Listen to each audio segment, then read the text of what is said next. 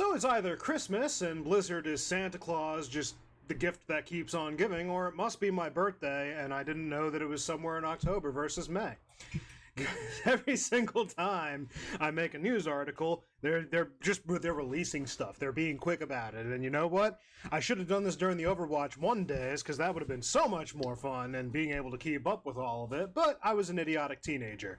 But less about that, more about what they're talking about here. So, new dev blog, which I'm going to quickly go over, and I'm going to kind of paraphrase most of it. But essentially, they do a dive into their blog and the rundown of hero balance, gameplay, map pool, and competitive mode.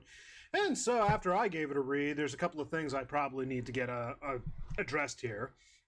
So, they start off with saying, since the launch of Overwatch 2, we welcomed millions of new and returning heroes to the game. While most of our updates so far have been about our efforts to address the game's servers and stability, we also know players are eager to hear about what we're working on for gameplay and other topics. So, let me see. They've seen the new heroes rock the landscape of the game, blasting and slicing their way through various battles of victory. I don't know why they say slicing. Kiriko, maybe? They want to look back at the first week of this brand new chapter and see what they're doing. So, hero balancing wise, and this is kind of like one of the things that got me going, wait, what they do? So, as far as hero balancing, while some heroes are performing better than others, there are differences across player skill levels, and we are happy to see that no hero's overall power level is far out of line with our goals. If your goal is to have certain heroes at above a certain threshold and others below it, I guess that would be accurate. Okay, I'm going to stop being biased and stop being humorous for a second. That's actually good news to hear. Every hero on the roster has a win rate between 45 and 55. Debatable. And we're not planning on any immediate balance changes. That's the thing that hurt my inner soul when I read that. Based on what we're seeing, you're blind. Okay, now I'll actually stop with the jokes. With the exception of targeted adjustment to Zarya and Total Mayhem, which should go live in the next major patch on October 25th. Oh, that's a good... That's a good... less than 2 weeks away. Wow, is that really when they're doing their next major patch? Oh my god. Anyway, instead our team is planning to take a series of balance changes for Season 2 that are in line with the design goal of ensuring overall the game feels balanced and fair while giving each season a more distinct identity. They're going to continue looking at hero performance, listening to feedback and changes for the Season 2, and they want to share more about what we're seeing, essentially. Tanks fighting on the front lines. So this is talking about the tank front. Since shifting to the 5v5 format, we see many players focusing more on the tank role given the heightened importance of the single tank and rolled queues. One of the most talked about heroes on the roster right now is D.Va. With her buffs since the last beta on her defense matrix and micro missiles, she could put up a fight longer than she could at the launch of Overwatch 2, despite many players saying that she's one of the best tanks in the game. Reinhardt, Sigma, and Zarya actually currently lead up the competition on average of 53%. Unmirrored win rate. Zarya's new ability to choose where to place each of her 2 particle barriers often allows her to build up high energy quickly, which is something we're currently keeping a close eye on for potential changes on the next season. The only thing that I really have to say as far as this goes, saying she's one of the best tanks in the game, Rein, Sig, and Zarya lead up on the competition of average. That can actually be taken 2 ways. You could take it the way that they're seeing it, but you also have to take into account playtime. More people are probably playing D.Va, and as a result are playing her so much more often that they're getting in better data, versus Rein, Sigma, and Zarya, who I've seen more Zarya than Rein, way more Rein than Sigma, and quite honestly, they don't match up to how often I've been seeing D.Va in my latest playthroughs. So that's something to just keep in account. Playtime has a lot to do with it because you have a lot more trial and error over a longer course of time. Like if D.Va had 100 or so more hours across the different ranks and all that compared to the other tanks, that's 100 more hours where she might have a couple of losses due to user error. I don't know how they're looking at this. I really hope that they're keeping a better eye than they're making it seem, but surface level, that seems a little shoddy to me. Junker Queen was a dominant force in the last beta playtest. Because of that, they applied, changes to her abilities. and reduced how dominant the brawly deathball team compositions were at the highest skill levels, including Overwatch, League, Summer Showdown. They'll keep an eye on her performance to ensure she's an effective tank and fun to play. What about play against? The team is monitoring Doomfist's performance, because apparently he's one of the worst tanks as well. Actually, that's kind of weird, because he's not that bad. We think it makes sense to evaluate his overall tanking ability and potentially make improvements to Power Block and Meteor Strike. Improvements in what direction? Like nerfs or buffs? We'll look through that later. Slicing through the competition. Here they go. So the damage roll has seen many hero combinations across all ranks, and they noticed some popular picks among the players. No, you don't say. Genji and Sojourn. That's pretty much the two common ones. They have a very fast time to kill, by the way. I'm just going to throw that out there. Sombra technically as well, but she's got another problem, and then Symmetra and Torbjorn, more on that in a bit. So Genji and Sojourn started as the most popular heroes at launch, but they've sliced out the rest of the damage roster, or since leveled out with the rest of the damage roster. I misread that. Genji started off with a dominating win rate. Yeah, he did. And although it lowered slightly since launch, due to the bottom paraphrase they're going to have, he's currently at 52%, we want to make sure he's not dominating the playing field. Well, good job. I think that now is a good time of course of action, don't you say? They'll watch him closely throughout the season to ensure he doesn't slice up the competition too much and make adjustments in Season 2. That might be too much. One way we're considering doing this is through the adjustment of the damage passive, which is particularly benefited heroes like Genji. Yeah, I think that would be better sooner than later. If you could, Blizzard, just throwing that out there. I know that you have a lot on your plate, and I do want to give you guys the benefit of the doubt, but in personal experience in my rank, Genji has been very oppressive for some stupid reason. I don't know why. Don't know how. Don't really care. I don't like playing against him. He's very unfun to play against. As far as Sojourn, she's just got a very fast time to kill. I mean, I really think that she does need a nerf, but I could be wrong. I've been kind of like not really looking at her too much, but she is fun to play, so there is a caveat to that. Sombra, okay, going on to her. Hacking her way through the backlines of many games. They adjusted her damage potential to be optimal on targets that she hacks. However, we want to ensure that her targets have a reasonable time to fight back. I think that they missed it, but more on that in a second. So we'll continue to look at to balance her hackability lockout duration as we approach Season 2. We've also heard feedback that tanks feel oppressed when a Sombra is focusing them with hacks, which will also be something to look into control next season. So as far as Sombra goes, kind of similar to Genji. She's very oppressive, and you can't barely duel her anymore. It seems that if she gets the slip on you, you don't have a chance to fight back. And that's coming from a squishy DPS that should be, like, I get if she gets the hack, you know, you put in the work, you should get the reward. It just feels like it's a little too much. Like, you literally do not have a chance. It doesn't feel like it could go either way. It feels one way all the time. Like, if she gets it, you're done. It feels like you can't come back, and if you get close, it's like, no. So, whatever. I'm sure they're looking at it. They just mentioned it. Symmetra and Torbjorn, talking about the Genji thing, are two other heroes that have been keeping a close eye on. And of course, in the first week, their win rates were gradually increasing as they were showing the highest win rates in some ranks because, you know, countering Genji. Both heroes can effectively counter Genji and enjoying their success due to his popularity. Duh. And they potentially looked for changes into them to keep them mindless. Totally just, like, jumbled up all my words right there. Let me see. For example, Genji is tweaked and possibly played less. These heroes might see less success and not need adjustments themselves. So, again, I disagree with that because the Genji situation is kind of similar to what I just described with Sombra. He's very oppressive for some odd reason, and like in Overwatch 1, before we even went into Overwatch 2, the current balance, as a Soldier 76, it could have gone either way based on skill. Now it does not feel like it's there. It's not like a coin toss 50-50 depending on your skill, depending on the situation. It's like you get into the fight and you lose 9 times out of 10. That's how it feels. Now, whether or not it's because he is actually a little overtuned with the new passive and the new game thing and everybody needs to adjust, that could be part of it.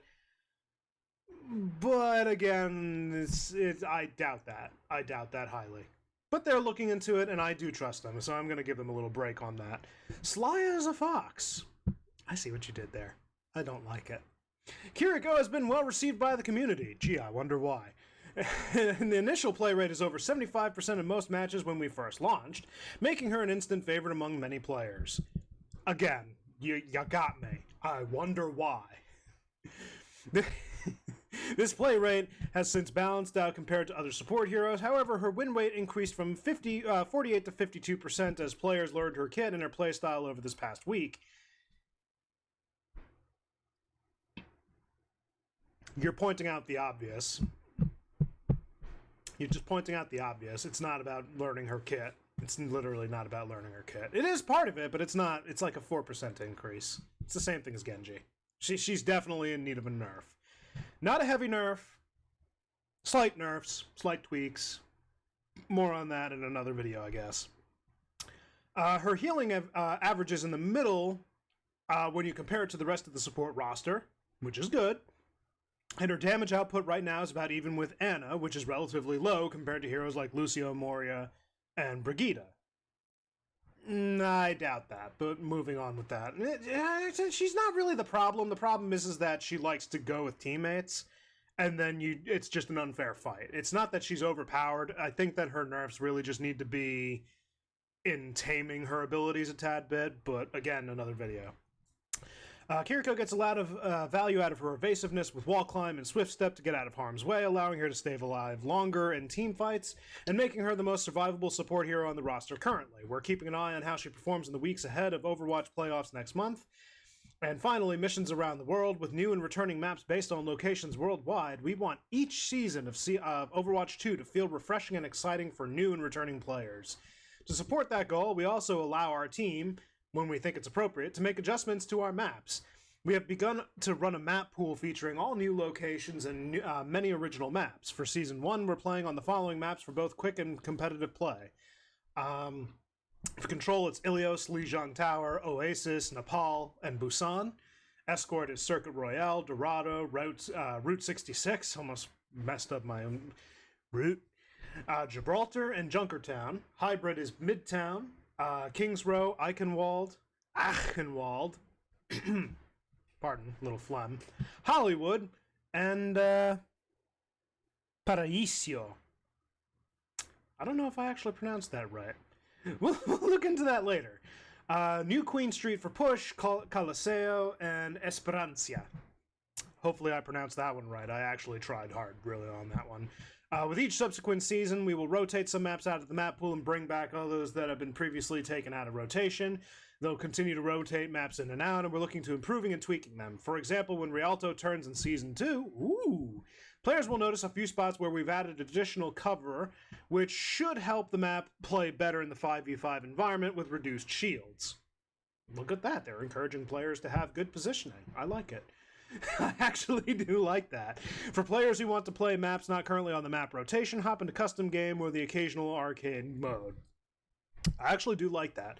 I will be 100% honest. I do miss Hanamura already, and I know that that game mode has been taken out, but they really need to repurpose it for, like,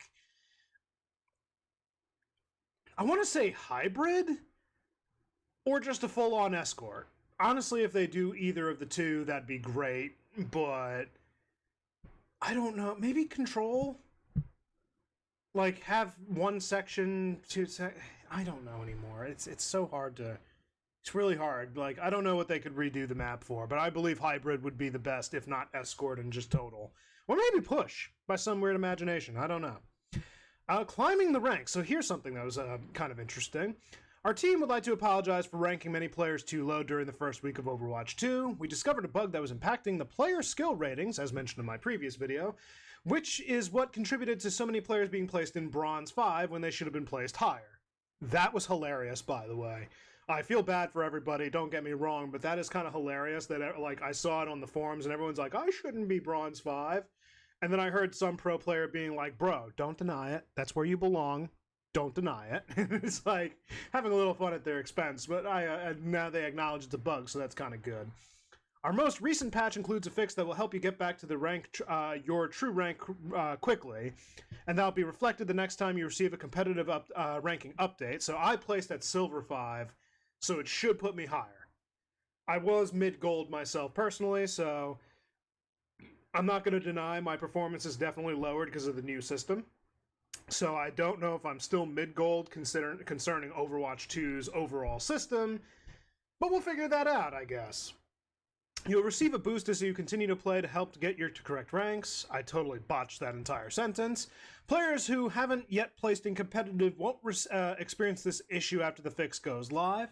We're also watching your feedback about how we present your skill tier level and division and how to celebrate that in game. While we don't have any details we could share yet, expect us to make more improvements to competitive, and we will continue to watch your feedback. I don't know what they meant by that, but that's good information that they're keeping an eye on that. So, ooh, they are addressing something. This is kind of big. So finally, we want to ensure games play out fairly for players in all matches. In a future patch, we'll fix an issue that would have caused some rubber banding in game. Oh. We also want to be certain that hit registration for shots fired is working pixel perfectly. We have investigated reports from players about hit registration, and many reports are actually related to how our replay tool works, which does not perfectly capture the alignment for each player's aim. And importantly, for hit scan heroes, players should be looking at where their crosshair was at the moment they fired, instead of trying to follow the bullet trail, which will also be covered in the muzzle flash effects. I already knew that. I don't know why anyone got that confused, but that's just me.